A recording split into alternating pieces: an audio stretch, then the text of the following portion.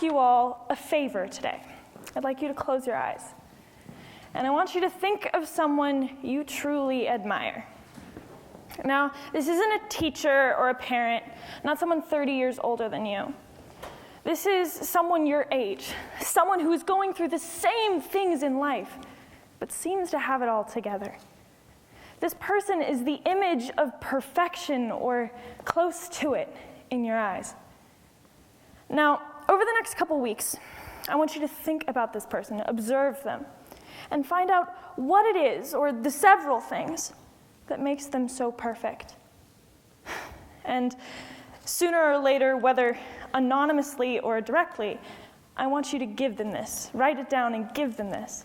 Because while it might be to you that they are so perfect, they probably don't see it. And they'll never see themselves the same way that you do, because they have an inner view. And consequently, you will never see what they think of themselves. You can open your eyes. I am, and have always been, a perfectionist. I'm the girl that takes the record-breaking 27 attempts now to write her TED Talk, because she's been telling the story so many times, none of it ever seems right. I'm the girl that shakes at the prospect of receiving a test back.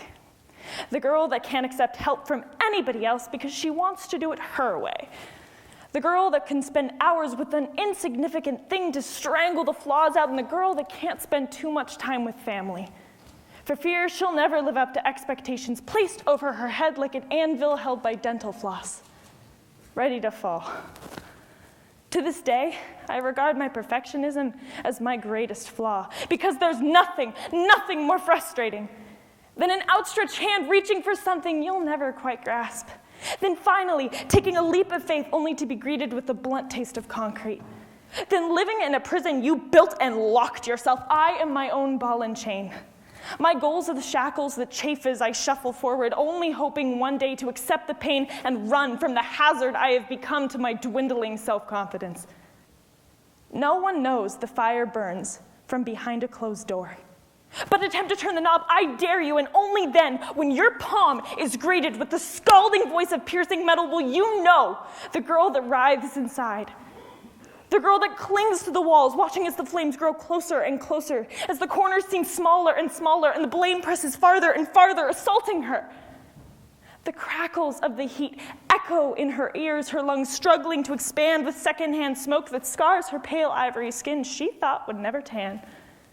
Her eyes, once green, reflect the fire, bloodshot and sickly orange, as the flame mercilessly tackles her toes, the pain inching its malicious way up her leg when, Lisa, I think you're gonna be a writer someday. Cindy Blandford, grade 8, my teacher did nothing more than slipping a thin sheet of parchment, a pen, and a tiny vial of self-confidence to the girl under the door, but she'll never quite know what she used it for. The poetry emerged from her mouth like mist, enveloping the flames and swallowing them whole, condensing the fire that had tormented her for as long as she could possibly remember into a small ash action figure that evaporated as soon as she blew. With endless pages of ink-painted paper, she patched her pale ivory skin so it gleamed white once again, building muscles fit for fighting because she knew there would be another fire. But this time she'd have a weapon, one no distorted image of perfection could conquer. The power of her poetry composed songs of clarity she never, in that burning room, believed were possible. But clarity? Clarity is an unfortunate rarity.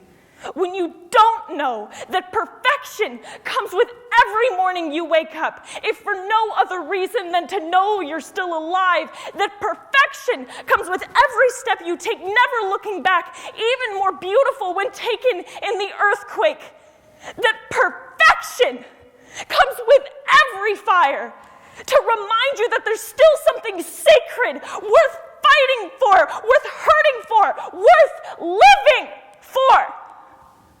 That perfection comes with each breath you take and every heartbeat in the sound and the silence. I wake in part to stop the beating of my heart. The palpitations of the drums are unsteady in their rhythms. So close your eyes and wait, for it'll all be over soon, my love. Thank you.